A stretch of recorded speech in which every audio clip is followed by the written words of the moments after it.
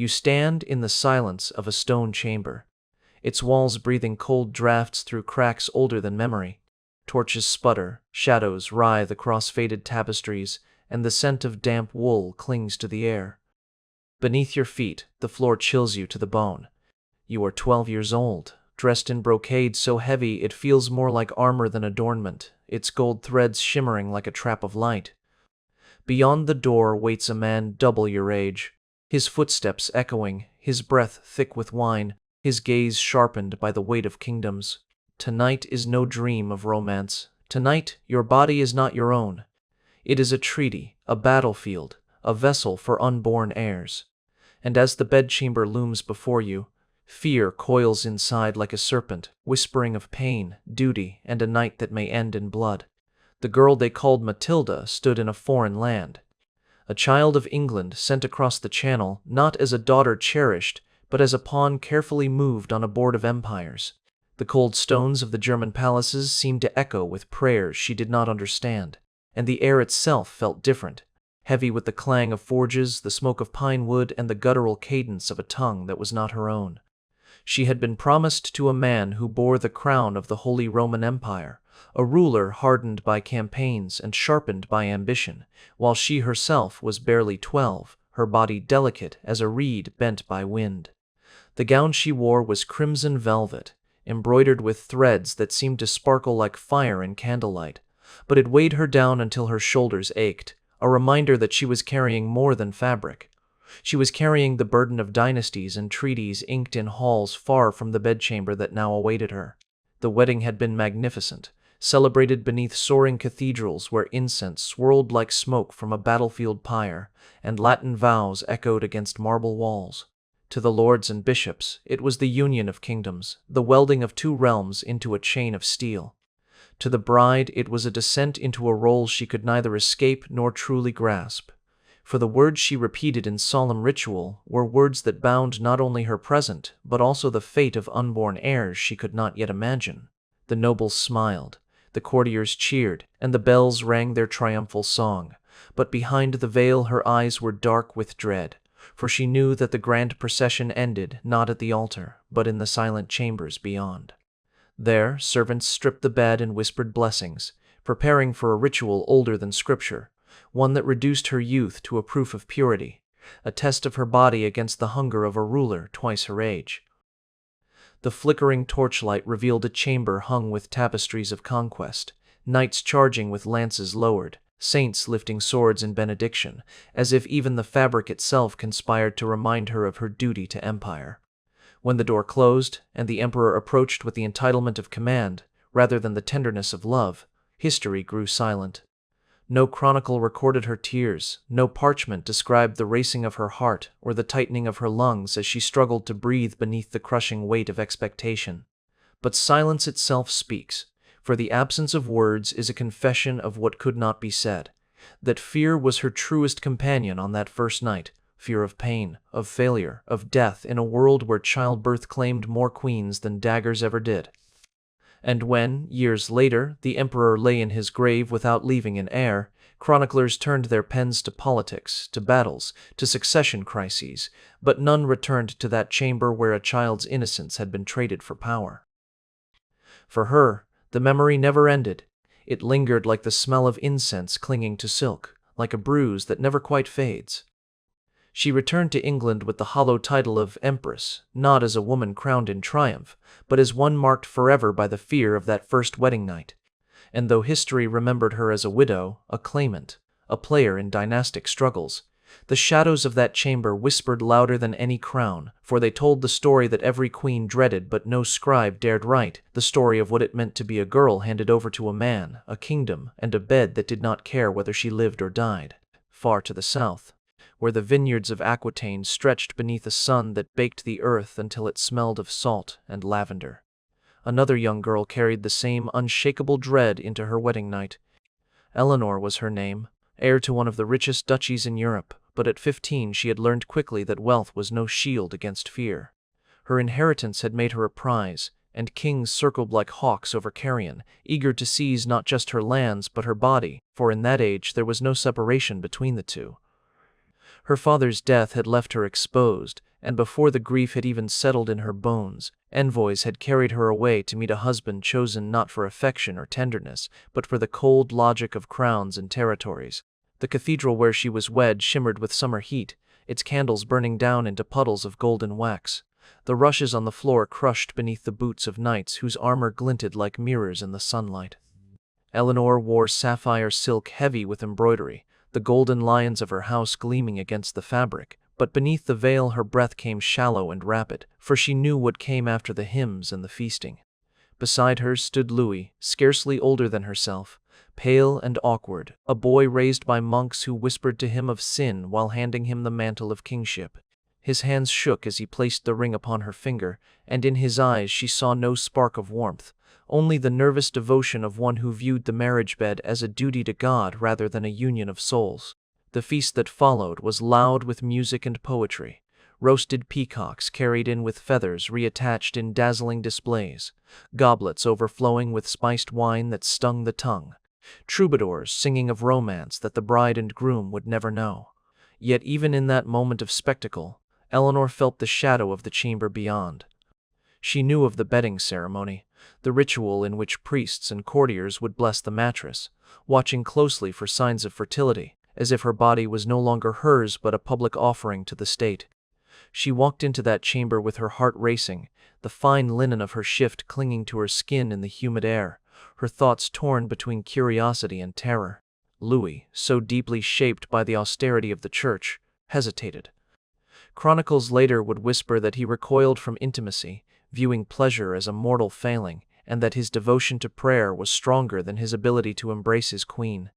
Whether the rumors were entirely true or embellished by scandal, they left Eleanor alone in her confusion, her dread unspoken, her role as a wife suspended between expectation and disappointment. For years afterward, the marriage yielded only daughters, a failure in the eyes of the court, where sons were demanded with the impatience of creditors. Her ducal inheritance was seen as wasted, her position precarious, her worth questioned by lords who measured her only in heirs produced and alliances secured. It was in those first nights that the seed of resentment took root, resentment not only toward her hesitant husband, but toward a world that had reduced her to a womb wrapped in silk. Later, she would become one of the most formidable queens of her age, shaping the destiny of both France and England, mothering kings, leading armies, commanding courts, and bending history with the strength of her will. Yet even as she rode at the head of cavalcades, or sat upon thrones draped in velvet, the memory of her first wedding night lingered like a scar beneath her crown.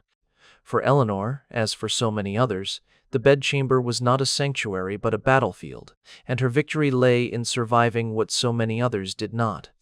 The silent terror of a girl asked to become a woman before she even understood what either word truly meant, in the fog-draped lands of Flanders, where the sea's breath carried the scent of salt and wet wool through markets crowded with weavers and merchants. Another story unfolded, a story that bore the same thread of dread, though wrapped in a different guise. Matilda, daughter of Count Baldwin, was no fragile child when marriage overtook her life. She was older than many brides of her time, closer to 20, yet her fate was just as tightly bound to the will of men and the politics of kingdoms. From her earliest days, her life was entangled in rumors of power, for William, Duke of Normandy, had set his eye upon her.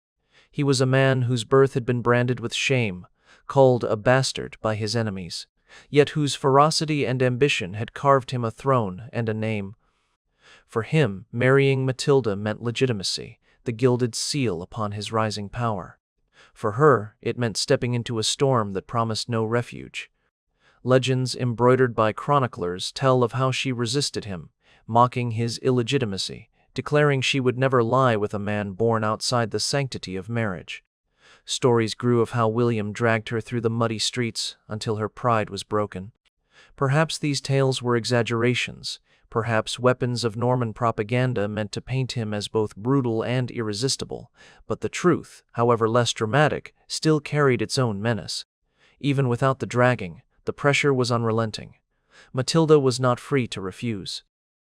Her body and her lineage were bargaining chips, and the union was deemed too politically valuable to allow the stubborn will of a woman to stand in its way.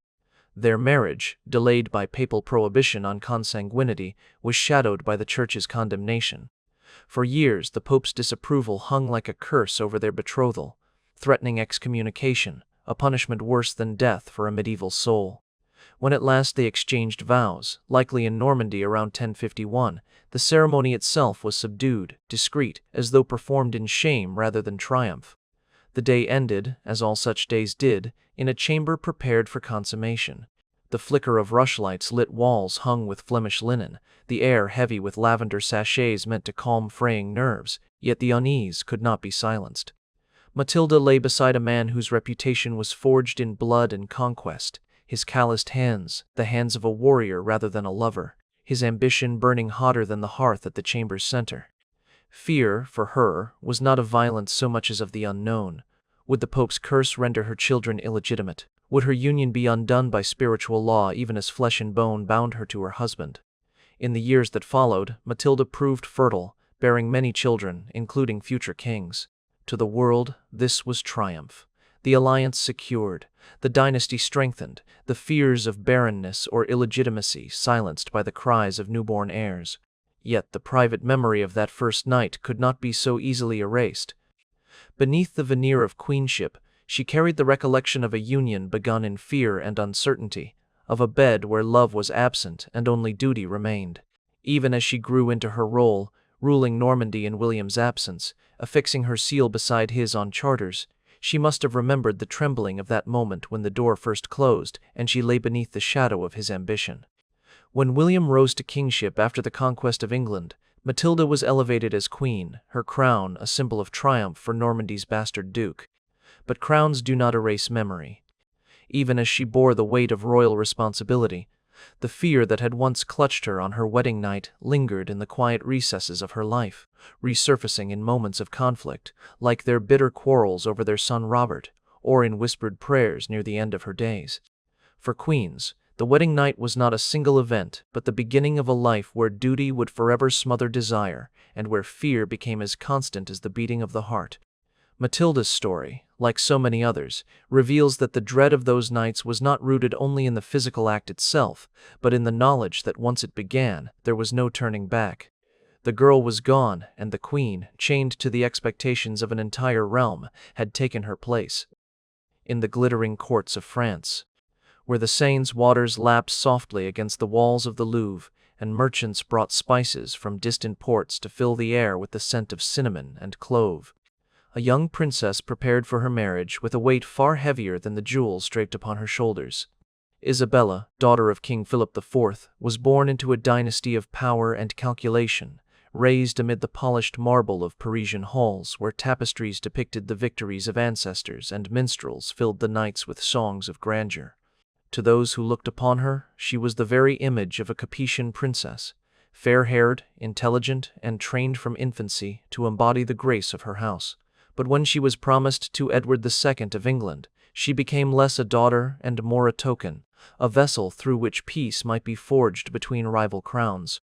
At 12 years old, she crossed the Channel in the bitter gales of January, a child braving seas that churned with winter storms, unaware that the true turbulence awaited her not upon the waters, but within the marriage chamber. The wedding at Boulogne was magnificent, filled with banners, incense, and the solemnity of vows spoken in Latin that she could repeat but not yet feel. Her gown shimmered like liquid silver, its gauze veil falling like mist over her features, while her groom, handsome, tall, and already 23, was greeted with cheers that echoed through the cathedral's vaults. Yet within hours of the celebration, the mood curdled. At the banquet, Edward bestowed his richest gifts not upon his young bride, but upon his beloved favorite, Piers Gaveston. The courtiers murmured in outrage, Isabella's French uncles fumed at the insult, and beneath the glitter of the feast lay the unmistakable truth: she was entering a marriage in which she would always be second to another. That night, when attendants led her to the bedchamber, the fear she carried was not only of the act itself, though that fear was sharp and real, but of indifference. A queen could endure pain. Queens had always endured pain. What crushed Isabella was the sight of Edward's distant gaze, his eyes straying elsewhere even as priests blessed the mattress and courtiers raised their goblets to her fertility. Behind the drawn curtains of the bed, she lay in silence while he fulfilled his role with the detachment of a man performing an unwanted duty, his affections claimed by another. For her, dread took a new shape, not the terror of brutality, but the despair of rejection, the fear that she would never hold influence in her husband's heart or his court, and that her worth would be measured only by whether she bore sons despite his neglect. In the years that followed, she did give him children, including a son who would one day become Edward III, yet those births did not ease the memory of humiliation. At court, whispers circled endlessly of her husband's preferences, of the power granted to Gaveston and later to the Despensers, men who eclipsed the Queen in the King's affections. Isabella's position became fragile, her body watched for signs of pregnancy, her loyalty questioned, her isolation sharpened by her husband's betrayals. By the time she sailed back to France years later, refusing to return to Edward's court, she had grown into a woman who had learned that love was a luxury denied her, and power was the only refuge left. It was from those early nights of fear and humiliation that her resolve was forged, a resolve strong enough to topple a king. In alliance with Roger Mortimer, she returned to England in 1326, not as the frightened child bride, but as a queen who had endured the chill of indifference and turned it into steel. She dethroned Edward, ruled as regent for her son, and for a time her name alone commanded both awe and dread. Yet even in triumph, the memory of her wedding night lingered like a shadow behind the flame of her power, a reminder of the girl who once lay trembling beneath the weight of rejection. For Isabella, as for the queens before her, dread was not confined to a single night. It was the crucible that burned innocence into ambition, shaping the course of history with the silent fire of survival.